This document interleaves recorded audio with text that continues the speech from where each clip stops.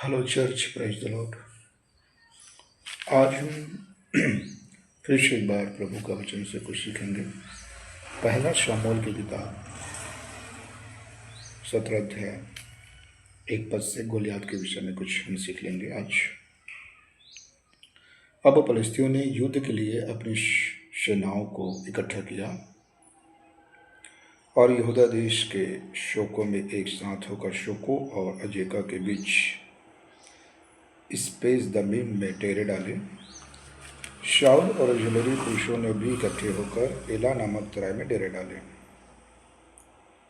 और युद्ध के लिए फलिस्तियों के विरुद्ध पांति बांधी।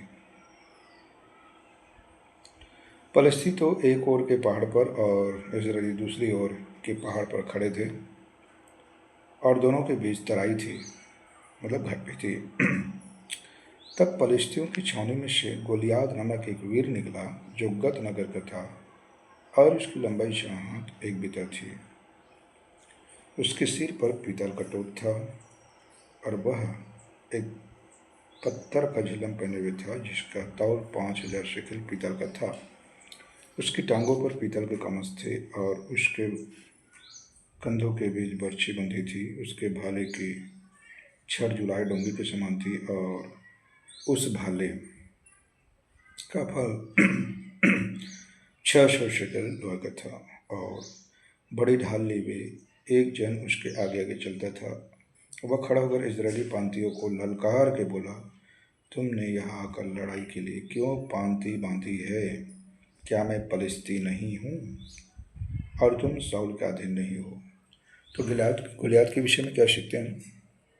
सबसे पहले गोलियात ने अपने शरीर पर जो भी धारण किया था, उनकी लंबाई चौड़ाई, उनका शिविर होना, इस बात का निशानी नहीं कि वो कितना बुद्धिमान है या कितना समझ और ज्ञानी व्यक्ति है, परंतु इस बात का निशानी था कि गोलियात बिल्कुल मूर्ख, डरपोक, दिखावा, घमंडी, अहंकार और घमंड से भरा हुआ गोलियात था।